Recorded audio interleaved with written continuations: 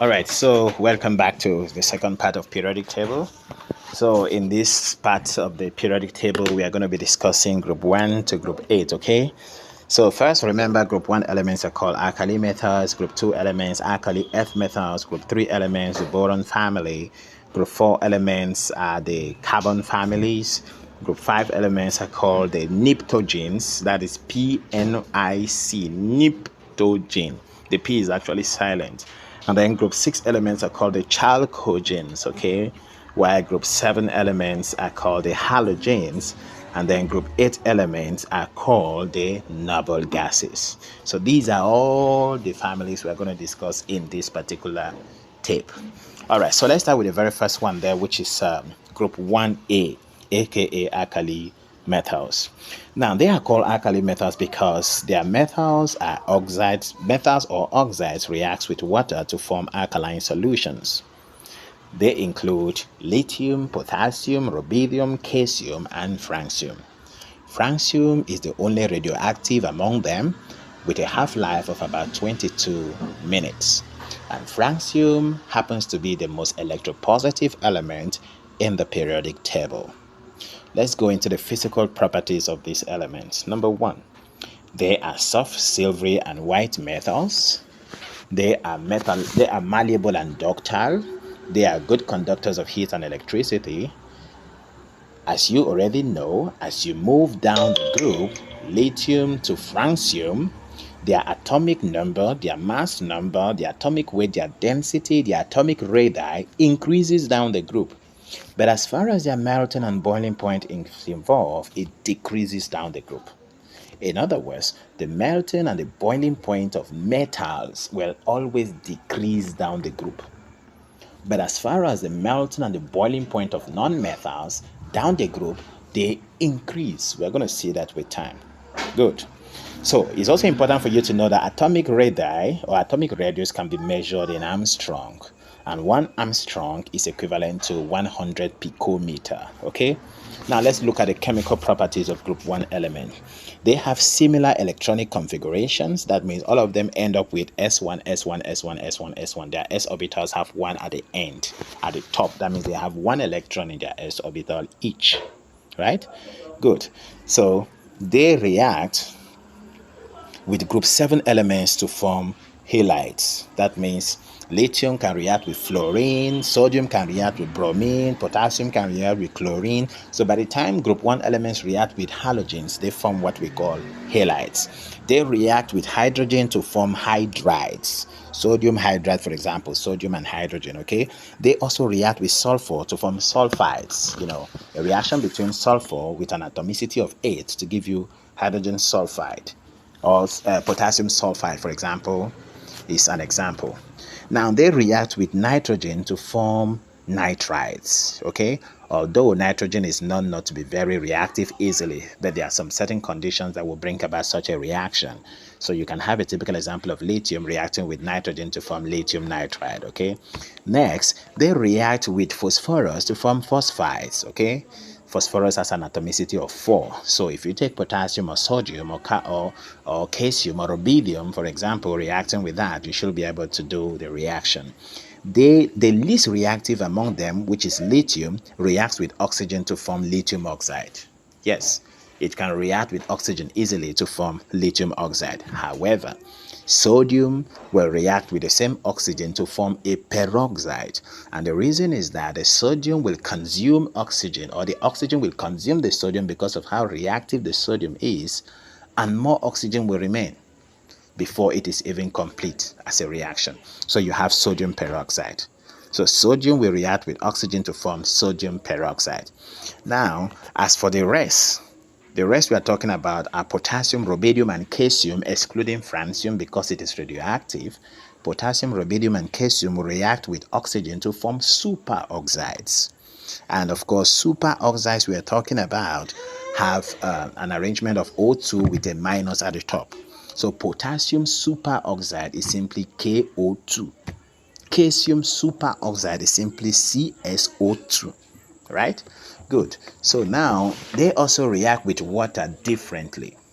Lithium, for example, will react with water very slowly. Sodium will react with water rapidly. As for potassium, rubidium, and calcium, they react with water vigorously. So these are the facts you need to know as far as chapter 1 is concerned. Take note about their reaction with oxygen and their reaction with water. They are the very most important things that comes in this particular group. So that takes us to group 2, the alkali earth metals.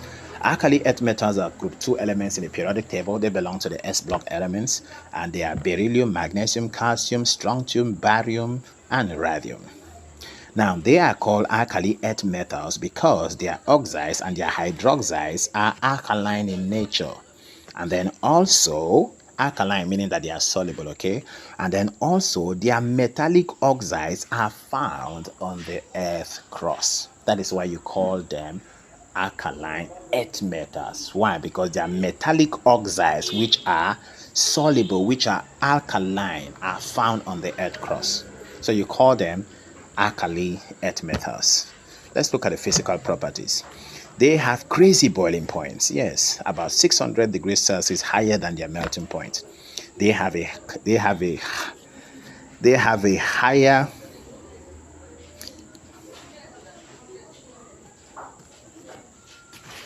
Oh, sorry about that.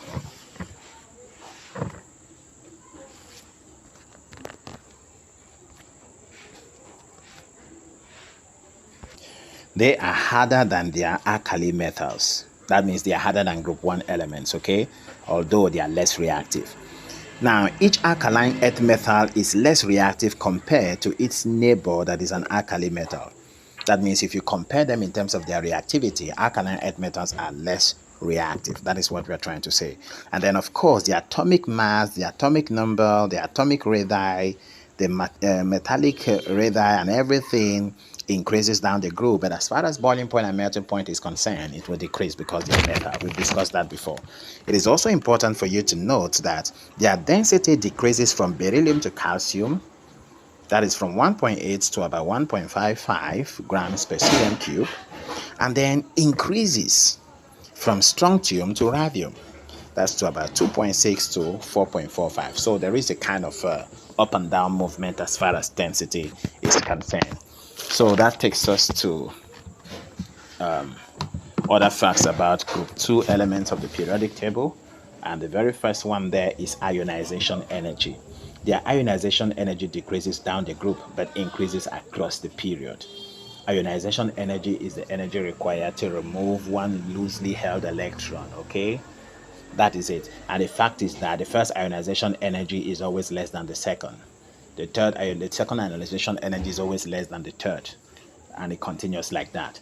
And for you to remove an electron from the outermost shell of an atom, the process is actually what we call endothermic. That means it absorbs heat for the electron to be detached from its orbit. It has to absorb heat. So it's endothermic. Ionization energy is endothermic, while electron affinity is exothermic. You have to take note of that. Very, very important. And also remember, atomic radii, ionic radii, and electropositivity increases down the group, while it decreases across the period. As for electronegativity, ionization energy, and electron affinity, they decrease down the group but increase across the period. Take note, very, very important facts which you should not forget. So that takes us to the chemical properties of group 2 elements. Number 1, they react with water differently. Beryllium, for example, does not react with water at all. Even though it is steam, it will not react. However, magnesium reacts slowly with cold water and steam. And then as for the rest, they react vigorously. When we say the rest, we mean calcium, strontium, and barium. They react vigorously with cold water, except radium that will not react because it is radioactive. And when they react with water, they form hydroxides, okay? So the first guy there, beryllium, will not react with water, whether it is steam or cold water, unless the reaction is catalyzed. But I'm sure the steam version of the reaction will take place, but extremely very slow, as if it didn't take place at all. But as for magnesium, it is slow. Very important. Also take note, reaction with oxygen. Beryllium and magnesium can react with oxygen in the presence of heat while calcium, strontium, and barium will react with oxygen at room temperature to form oxides. Okay, very important. Take note, calcium, strontium, and barium can also form peroxides with oxygen. They can form peroxides with oxygen, just like rubidium, calcium, and rubidium, calcium, and potassium can form superoxides. These ones form peroxides with oxygen. Take note.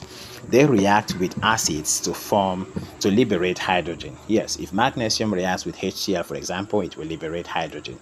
They also react with hydrogen at a very high temperature of about 600 degrees Celsius to form hydrides. For example, strontium reacting with hydrogen to form strontium hydride, the temperature needs to be very high for that reaction to take place. Okay, they also react with sulfur and phosphorus to form sulfide and phosphides, as the case may be.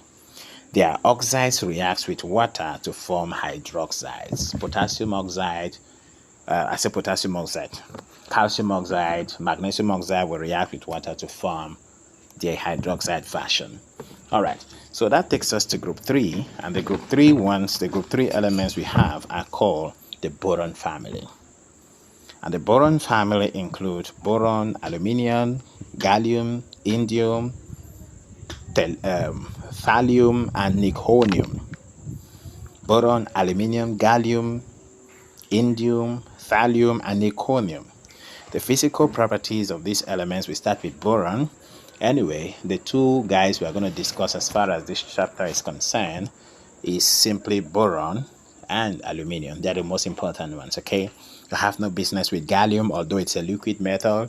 You have no business with indium. You have no business with thallium and niconium. Niconium is radioactive, so just leave that one out of it. So focus your energy on boron and what? And aluminium. Now, boron is the first element of the group 3A and happens to be the only metalloid of that group, which forms a brilliant transparent crystal with a hardness nearly equal to that of diamond. That means it forms a transparent crystal, a crystal you can look through, and the hardness of that crystal is nearly equal to the hardness of diamond. And we already know that diamond is the hardest substance ever known in the history of mankind. Diamond, extremely very hard. Okay, now if it is the only metalloid, what about the other metalloids? How many metalloids do we have? We have 7 metalloids in the periodic table, and they are boron, silicon, germanium, arsenic, antimony, tellurium, and polonium. I take it again. Boron, silicon, germanium, arsenic, antimony, tellurium, and polonium. These are the metalloids of the periodic table. They are neither metals nor non-metals, and Uniben is fond of capitalizing in them to ask vital questions. Okay, good. So it's important for you to know that tellurium and polonium are radioactive. They are radioactive among the metalloids. All right. Now, boron reacts with carbon to form boron carbide, aka boron tetracarbide. So you have it as CB4, not C4B. CB4. The 4 is attached to the B. Boron tetraboride. Sorry, carbon tetraboride. Not the other way around. Not boron tetracarbide. That makes no sense.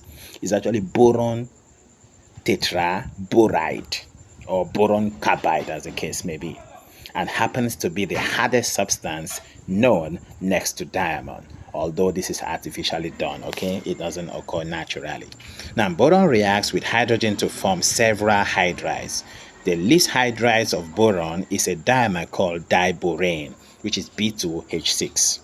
Boron occurs naturally as an acid called boric acid, that's H3BO3, and has a basicity of only 1. That means it is monobasic, even though it has 3 hydrogen atoms.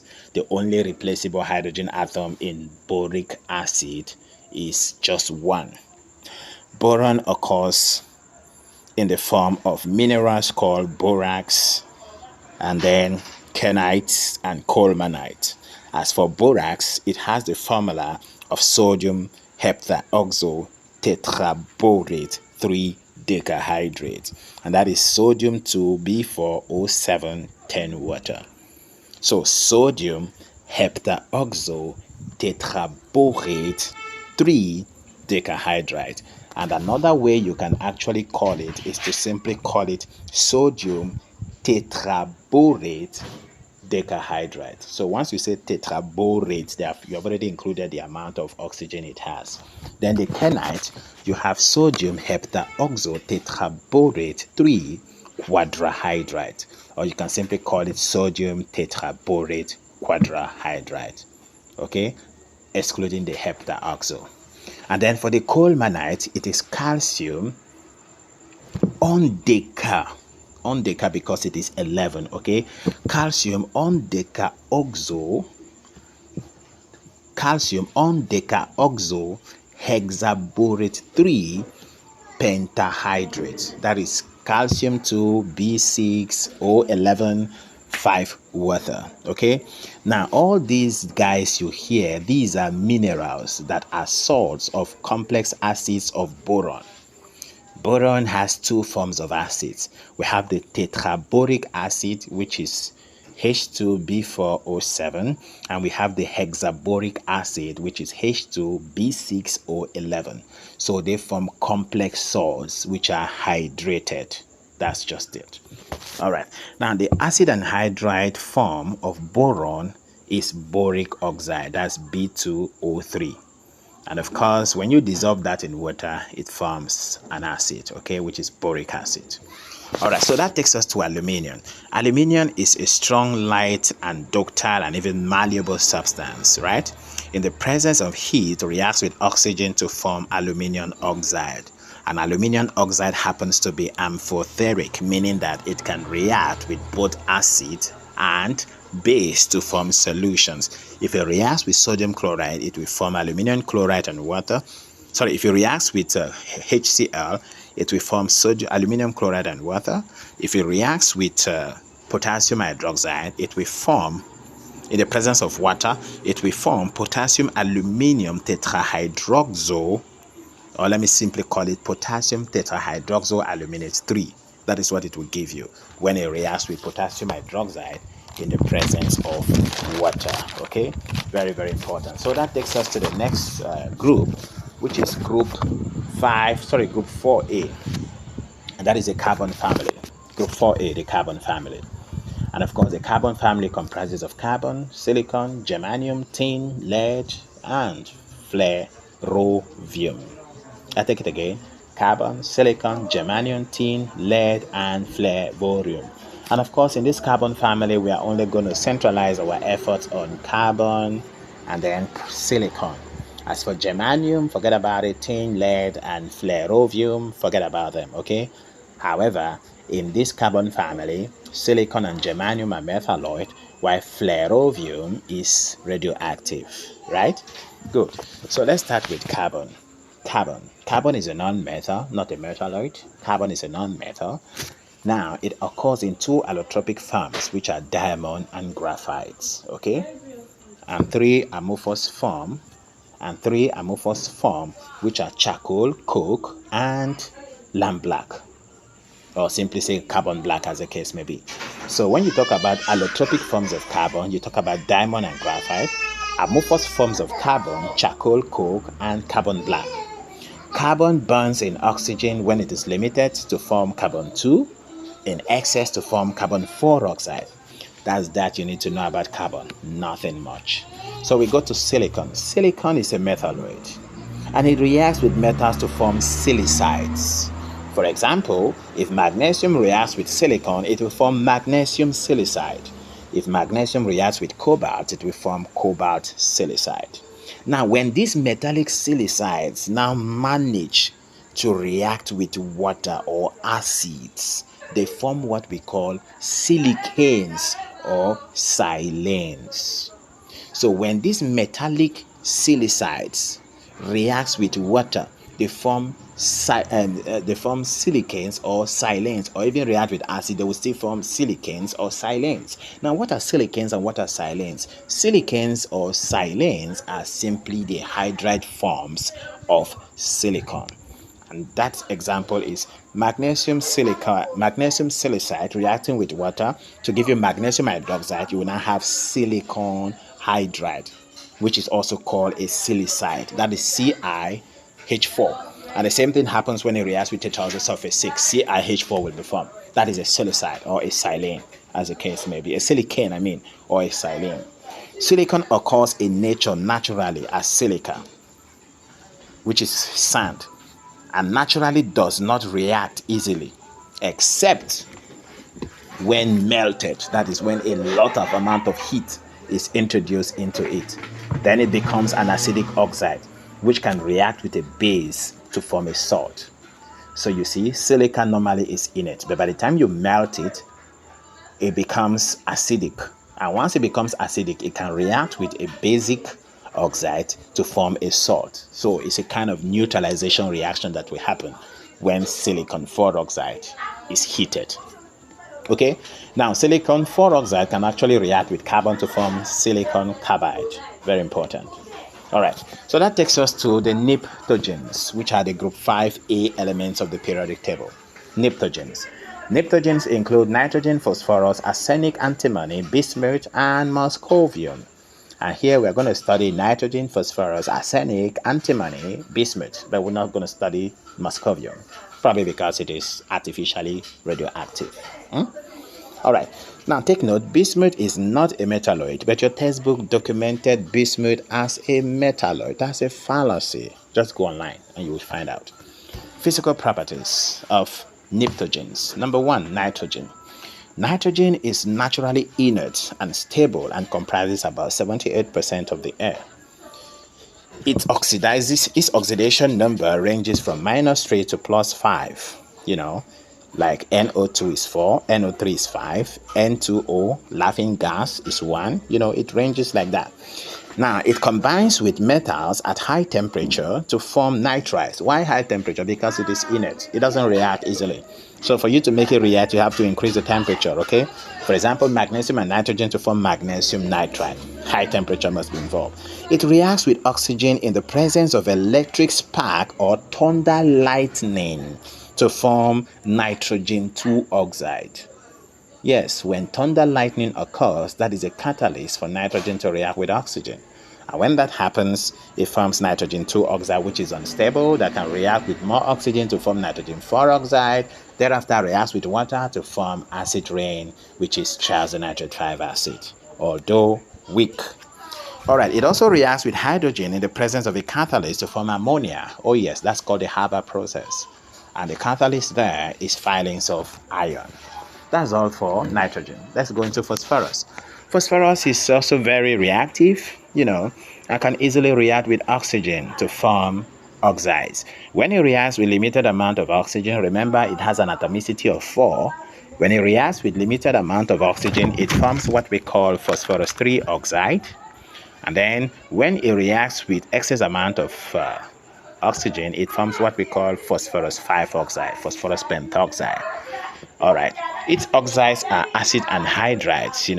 Phosphorus 3 oxide will form a weak version of phosphoric acid, while phosphorus pentoxide will form a strong version of phosphoric acid, which is PO4. The weak one is PO3. All right, so it's also important for you to know that phosphorus reacts with hydrogen to form hydrides, okay?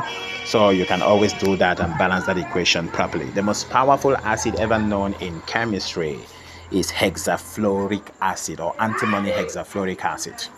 That's HSBF6.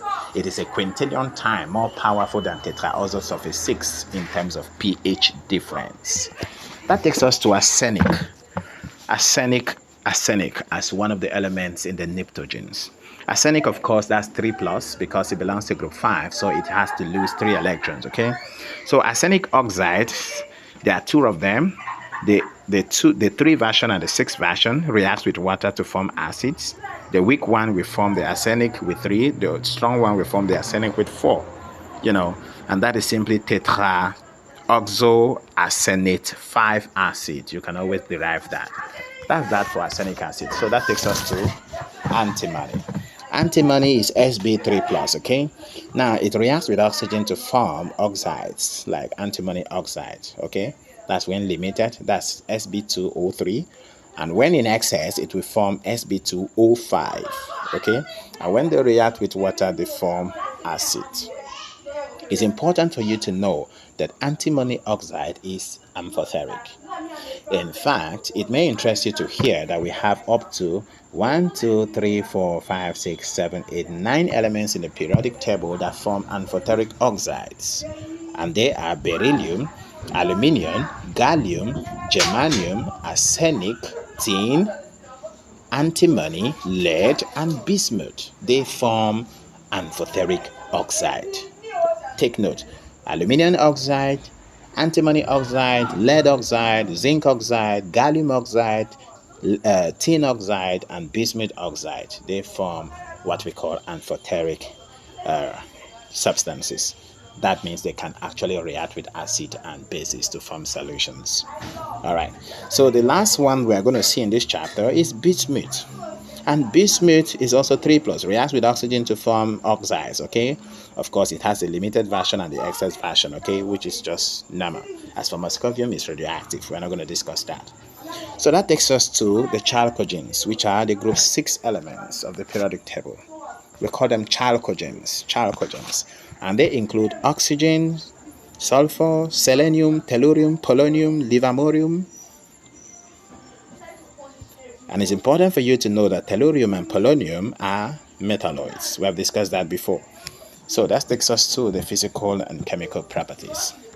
Oxygen is the most abundant element on the Earth crust. It comprises about 89%. Earth crust, not in the air. In the air, it is 21%. And if you add 89 to 21, that will give you a total of 110. It is colorless, odorless, and tasteless gas. It condenses to a pale blue liquid at a temperature of minus 183 degrees Celsius and freezes to a pale blue solid crystal at a temperature of minus 128 degrees Celsius. So minus 183 oxygen will turn to a liquid. At minus 128, oxygen will turn to a solid, a very difficult solid at that looks pale blue in nature. Oxygen is paramagnetic in all its 3 states of matter: solid, liquid, and gas. It is paramagnetic. And I believe you know what paramagnetism means. It means it has partially filled electrons in its last orbital in all its states. Okay, so that takes us to selenium. Now, selenium reacts with oxygen to form selenium oxide. We have the weak version, which is the O3, and we have the strong version, which is the O4. Okay, selenium has an oxidation number of 2- because it is in group 6. And then you can always form their acid. Then tellurium also reacts with oxygen to form tellurium oxide. We have the 2 version, which is the 2 and the 3. And of course, you can get the acidic version from it as well. Very, very important.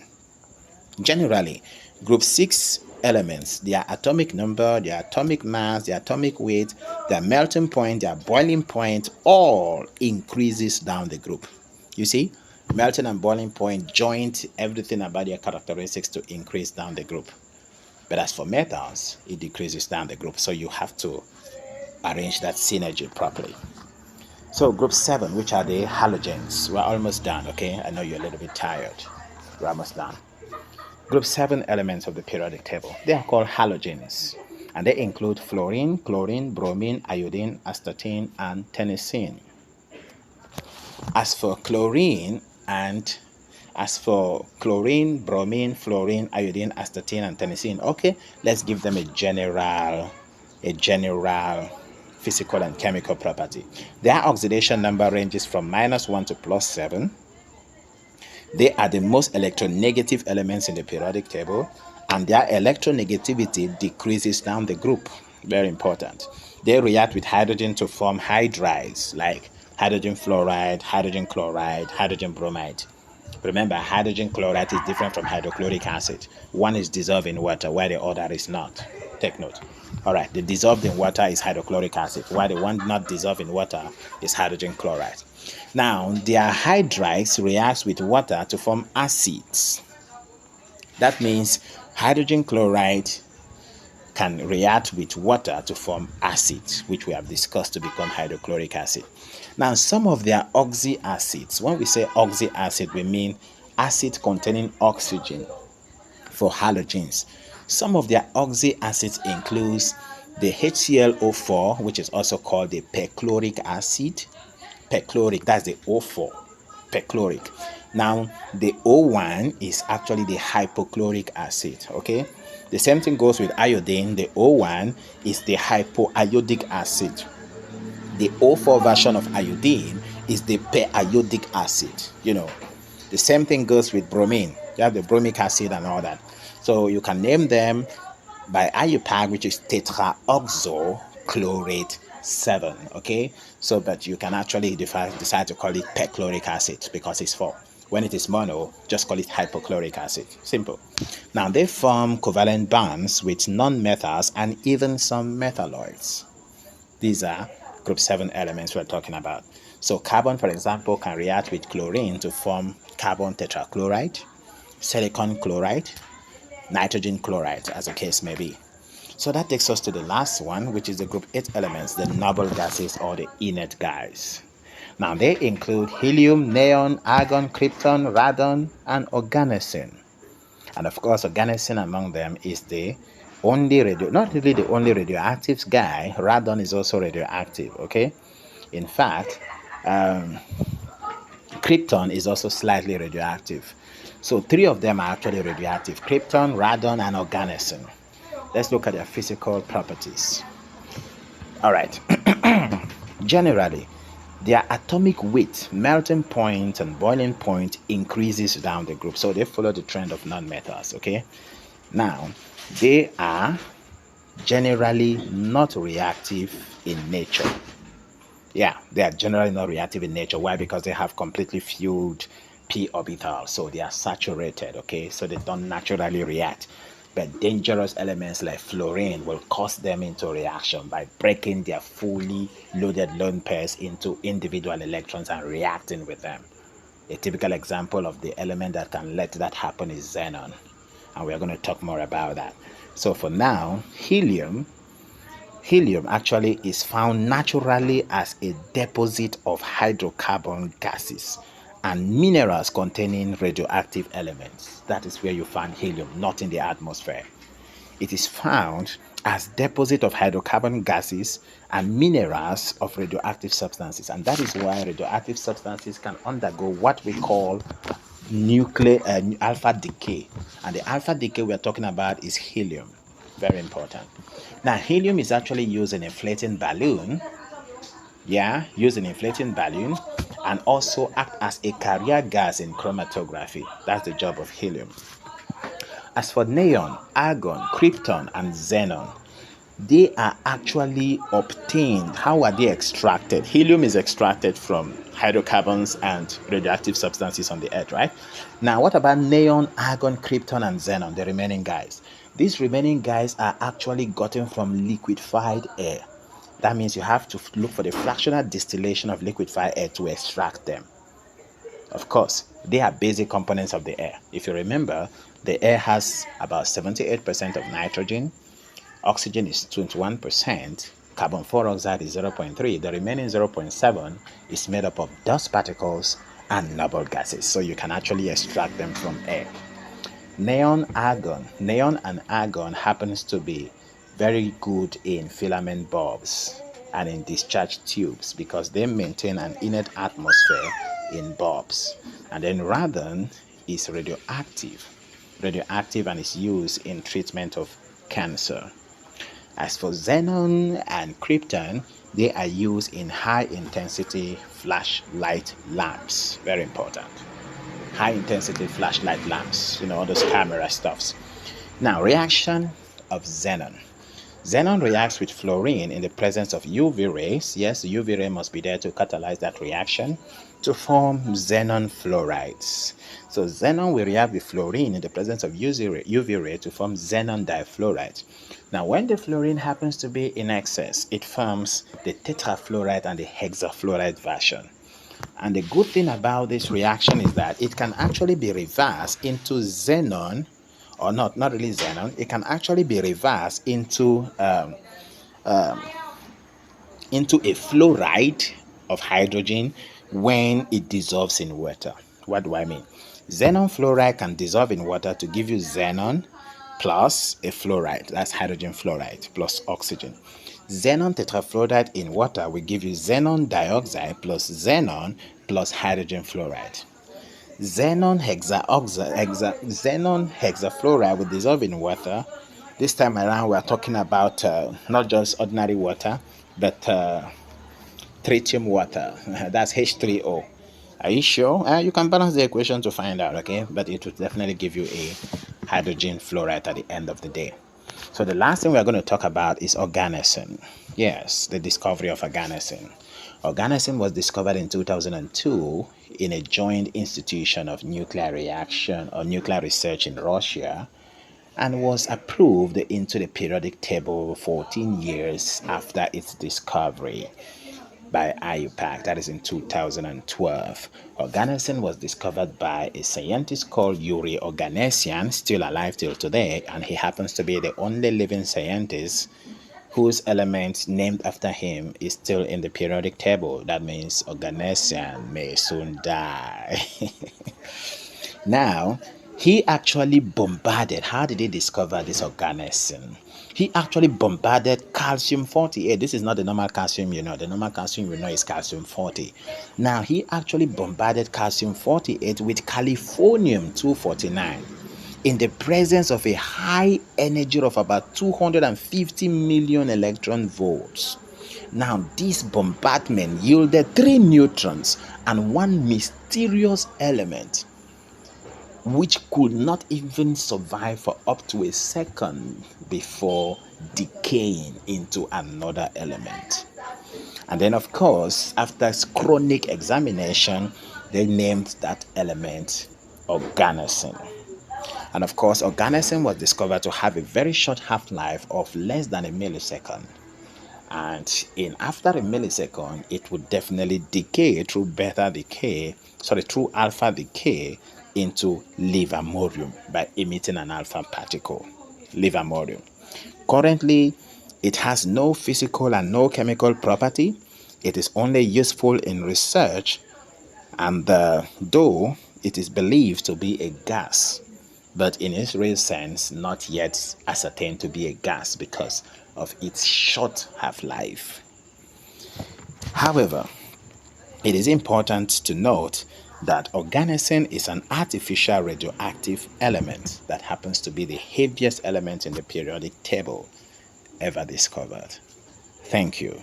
God bless you, and we are done with periodic table. And the next chapter we have is radioactivity. Boom.